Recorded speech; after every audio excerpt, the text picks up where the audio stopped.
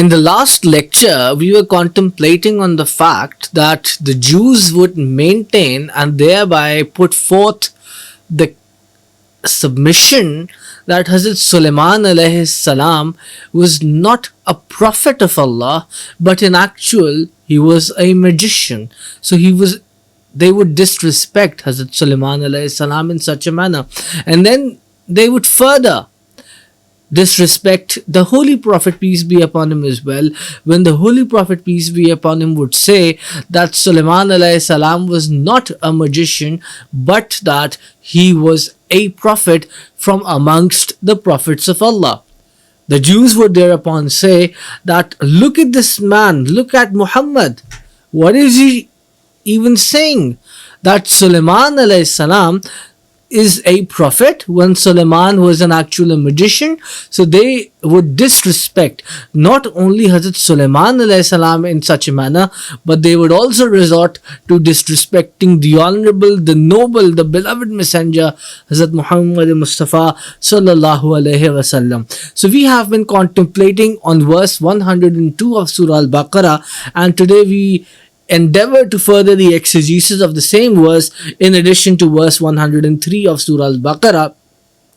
So in this verse of the Holy Quran, Allah Tabarak wa Ta'ala states, وَاتَّبَعُوا مَا تَتْلُو الشَّيَاطِينُ عَلَى مُلْكِ سُلَيْمَانَ وَمَا كَفَرَ سُلَيْمَانُ وَلَكِنَّ الشَّيَاطِينَ كَفَرُوا يُعَلِّمُونَ النَّاسَ السِّحْرَ وَمَا أُنزِلَ عَلَى الْمَلَكَيْنِ بِبَابِلَ هَارُوتَ وَمَارُوتَ وما يعلمان من أحد حتى يقولا إنما نحن فتنة فلا تكفر فيتعلمون منهما ما يفرقون به بين المرء وزوجه وما هم بضارين به من أحد إلا بإذن الله ويتعلمون ما يضرهم ولا ينفعهم ولقد علموا لمن اشتراه ما له في الآخرة من خلاق وَلَبِئْسَ مَا شَرَوْا بِهِ أَنفُسَهُمْ لَوْ كَانُوا يَعْلَمُونَ. So now what is Allah Tabarak wa Ta'ala stating in this blessed verse of the Holy Quran? Allah Tabarak wa Ta'ala states in this verse, and they pursued that magic which was sent down unto angels. So the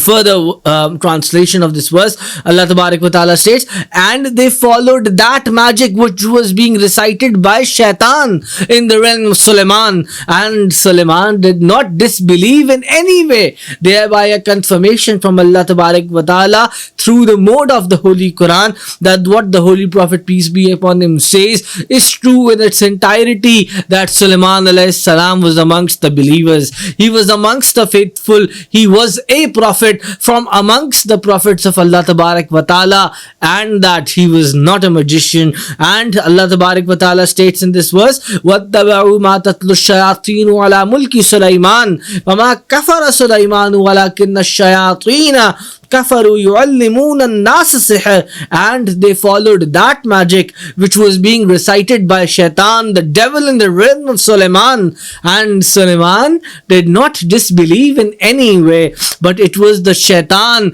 were the Shayateen, the devils, who disbelieved, teaching people witchcraft, teaching people magic. And they pursued that magic which was sent down unto two angels, Harut and Marut, in Babel, and the angels would not teach anything to anyone until they did not say, we are nothing but trial. Therefore, you do not disbelieve. Allah Tabarak wa Ta'ala further on states in this blessed verse of the Holy Quran, they learned from them by which they would cause separation between man and his wife, and without the command of Allah, they could not harm anyone from it. From what? From magic. And they would learn that which would harm them and profit them not. And undoubtedly, they were well aware that he who took on that trade had no share in the hereafter, and undoubtedly what evil it is in whose exchange they sold their souls had they none. So in this verse of the Holy Quran, Allah Tabarak wa Ta'ala confirms that Hazrat Sulaiman alayhi salam firstly was amongst the believers, he was amongst the faithful, he was as confirmed by the Holy Prophet, peace be upon him, as well, he was amongst the prophets amongst the prophets of Allah, he was not a magician, and what they said was a lie. The Jews would say that what Muhammad, peace be upon him, what Muhammad says is false. Na'uzubillah, that he is not a prophet, that he is a prophet but not a magician. The Jews would maintain that he was a magician and not a prophet. However, this claim of them was not accepted by the divine word of Allah Tabarak wa Ta'ala. So this blessed verse of the Holy Quran was revealed in denial of the vile claims of the Jews who belonged to the exalted and blessed and sacred city of Medina al-Munawwara. So whenever the beloved Prophet, peace be upon him, stated that Hazrat Sulaiman alayhi salam, who was he? Whenever the Holy Prophet, peace be upon him, would discuss about Hazrat Sulaiman alayhi salam, the Holy Prophet, peace be upon him, would hold and maintain thereby that Sulaiman was a prophet amongst the prophets. Sulaiman was a prophet from amongst the prophets of Allah, Hazrat Sulaiman alayhi salam. So the Jews of the blessed city of Medina al-Munawwara, they mimicked and they made a mockery out of it. Why? Because they believed that Hazrat Sulaiman alayhi salam was not a prophet, but that he was a magician. However, these were false claims. These were dingy Jews. These Jews were disrespectful in nature, and it was due to their disrespectfulness that the Holy Prophet, peace be upon him, that they disrespected the Holy Prophet, peace be upon him. It was due to their disrespect towards the Holy Prophet, peace be upon him, that they would say, behold, what has happened to him? And they would point out towards the Holy Prophet, peace be upon him. They would say, behold, look at him. What has happened to this Muhammad? What is he trying to say? What is he even trying to state? That Sulaiman is a prophet and not a magician? And thereby they would make a mockery out of this scene. They would make fun and they would make a mockery, a scene out of this. They would say that this is completely false. Sulaiman is not a prophet but a magician. However, then this verse of the Holy Quran was revealed in their denial. Allah Tabarak wa Ta'ala categorically, explicitly and clearly clarified this in the divine book of Allah Tabarak wa Ta'ala, the Holy Quran, that Sulaiman alayhi salam was amongst the believers. He was a believer. He was from amongst the faithful ones, thereby a confirmation and an evidence confirming the fact that Hazrat Sulaiman alayhi salam was never a magician, but that he was a prophet of Allah Tabarak wa Ta'ala. Whereas the devils, the shayateen, they worked the magic and taught it to the people. So these blessed verses of the Holy Quran further elaborate on this point that Allah Tabarak wa Ta'ala states.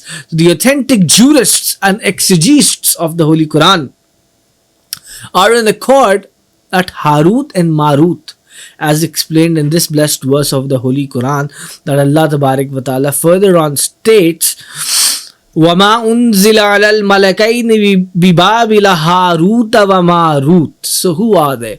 Authentic jurists and exegetists of the Islamic jurisprudence, they basically maintain and they unanimously hold that Harut and Marut, they were basically two angels sent down by Allah Tabarak wa Ta'ala on the earth.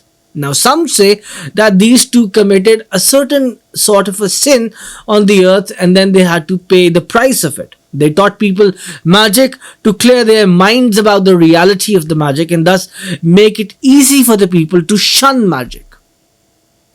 They forbade people to cast magic or to act on any other necromancy or the such like acts. So exegetists are of the view that Allah Ta'ala sent it as a trial. Exegetists and Islamic scholars therefore are of the view that whoever learnt magic and then worked it did kufr and became a disbeliever. But whoever learnt it to know its damages and did not act on it or did not learn it altogether remained on his faith. So there is one person who learns magic for the sake of working on it and for the sake of ill intentions. A person learns magic, black magic perhaps, to harm someone. That person leaves the bounds of Islam as per a number of Islamic scholars and jurists. On the other hand, there is another person who does learn what the magic is, who does learn what black magic is perhaps, but he does not practice it. He does not act upon it. He only learns it to stay away from it. So for such a person, he does not leave the bounds of Islam. He remains a faithful person.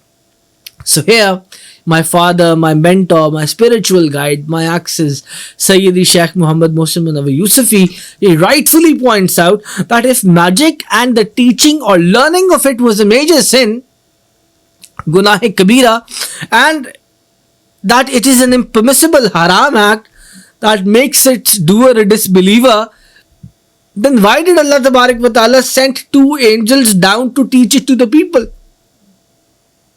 So here Sayyidi Shaykh Ahmad Mohsin Yousafi alludes to the jurists and to the exegetes who are of the view that Allah Tabarak wa Ta'ala is the creator of everything, good and bad, white and black, halal, permissible, and haram, impermissible, creator of the virtuous people, as well as creator of the wise people, the ones who would commit evil deeds. So learning the magic for the sake of staying away from it is allowed, and it does not make a person leave the bounds of Islam. A person still remains faithful, and he remains the faithful believer. However, it is when he starts practicing for his ill intentions and ill gains, it is in that perspective that that person then leaves the bounds of Islam, as confirmed by a number of Islamic scholars and jurists. So consumption of alcohol is impermissible, but Allah Tabarak wa Ta'ala created alcohol. Robbery, assassination, fornication, they are all impermissible acts, all haram. But isn't Allah Tabarak wa Ta'ala the creator of them as well?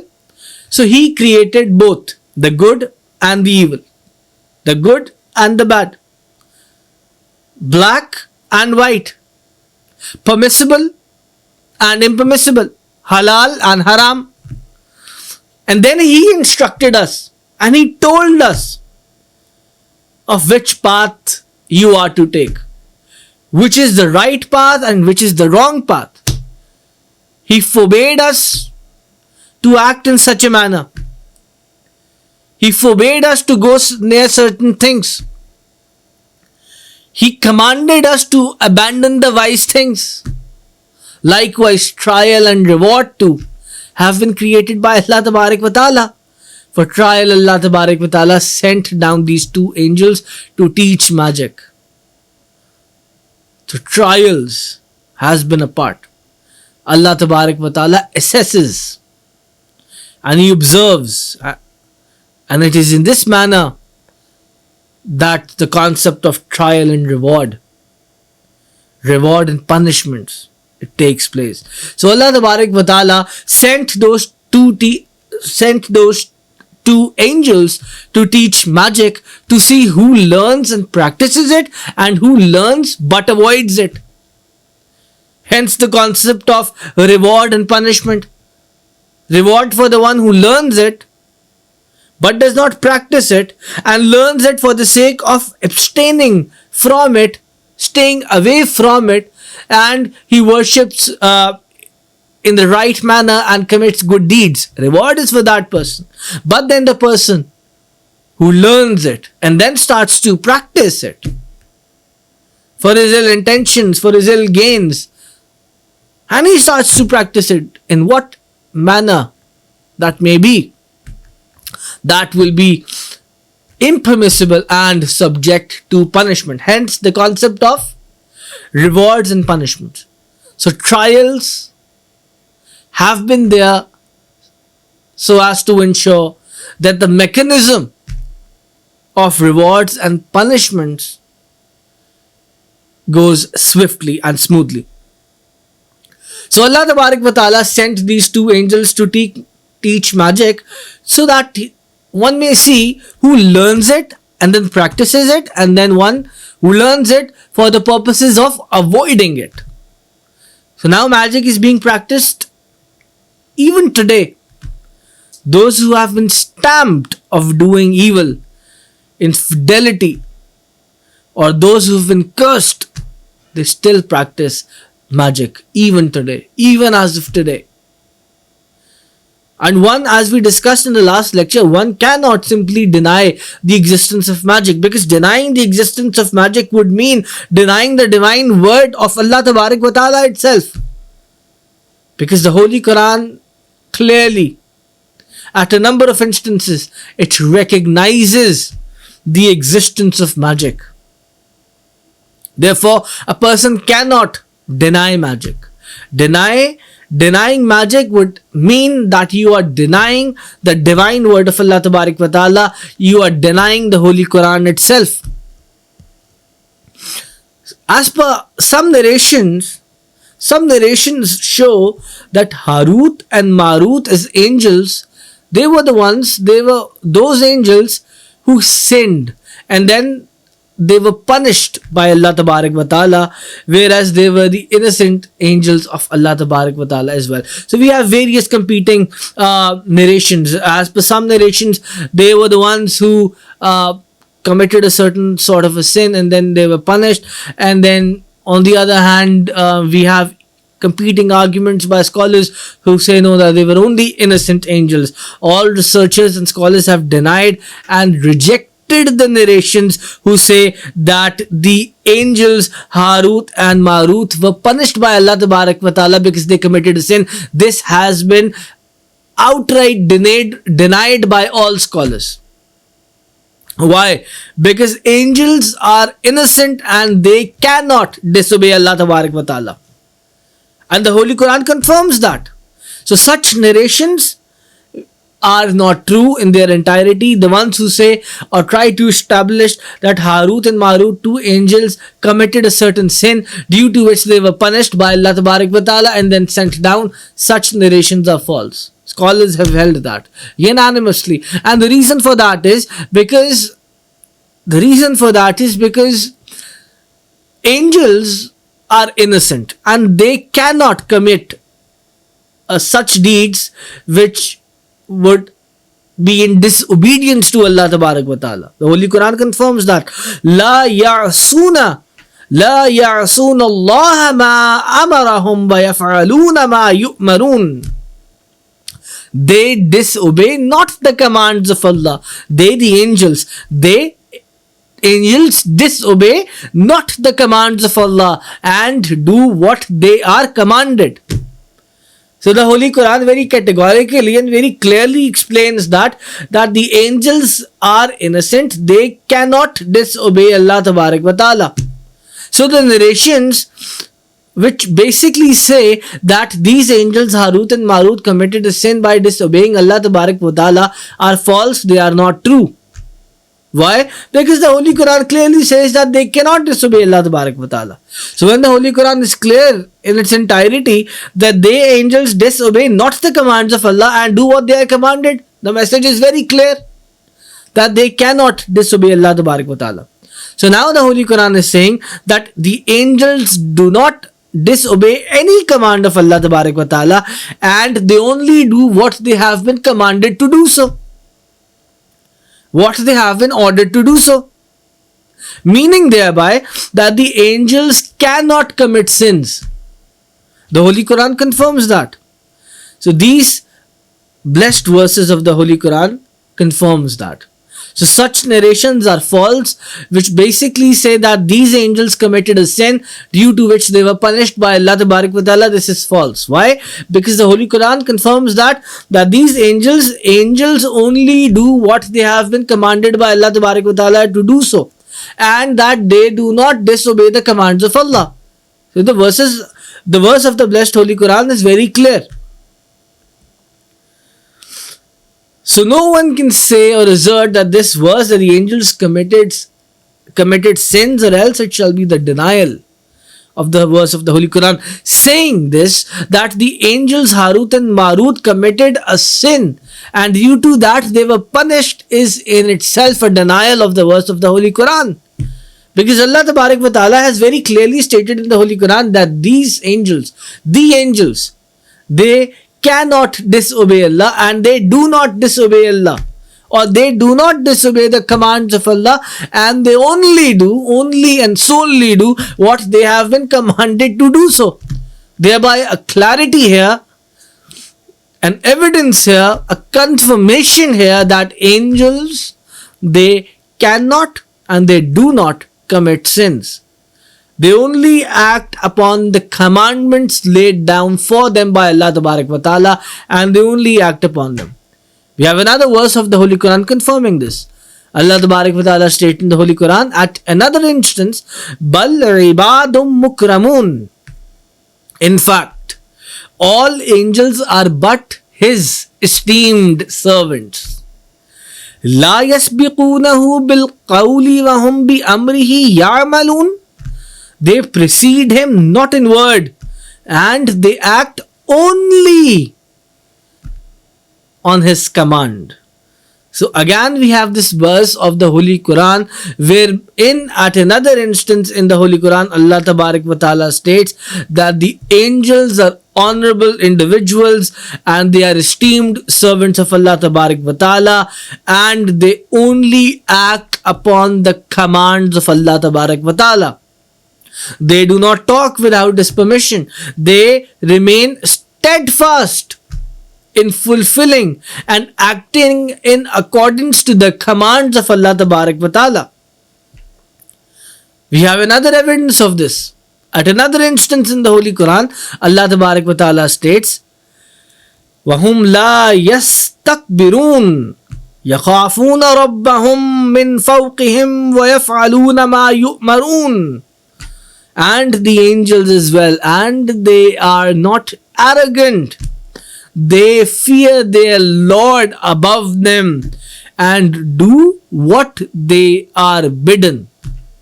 And do what they are bidden. Again a confirmation that these angels, they fear their Lord and they only do what they have been told to do so. They only do what they have been commanded or ordered to do so. By whom? By Allah Tabarak wa Ta'ala. Esteemed servants of Allah Tabarak wa Ta'ala, honorable servants of Allah Tabarak wa Ta'ala, the ones who are not arrogant, the ones who fear their Lord, and the ones who do what they have been bidden by Allah Tabarak wa Ta'ala. Furthermore, at another instance Allah Tabarak wa Ta'ala states in the Holy Quran, يَسْتَكْبِرُونَ عَنْ عِبَادَتِهِ وَلَا يَسْتَحْسِرُونَ يُسَبِّحُونَ اللَّيْلَ وَالنَّهَارَ لَا يَفْتُرُونَ. The angels which He has, they do not get conceited by His worship, nor they get tired. They worship Him day and night, and they do not slow down even slightly. Again, a confirmation and an evidence confirming that these angels are honorable and esteemed servants of Allah Tabarak wa Ta'ala, who only act upon the commandments of Allah Tabarak wa Ta'ala. They only act in accordance to the commandments, orders of Allah Tabarak wa Ta'ala.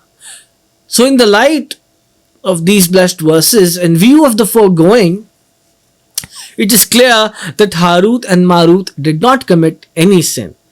Absolutely not. Furthermore, it is stated, وَلَوْ أَنَّهُمْ آمَنُوا وَاتَّقُوا لَمَثُوبَةٌ مِّنْ عِنْدِ اللَّهِ خَيْرٌ لَوْ كَانُوا يَعْلَمُونَ. And had they brought faith and been pious, then the rewards from Allah is quite better, had they known. To access the same lecture in Urdu, please click on the link available below in the description.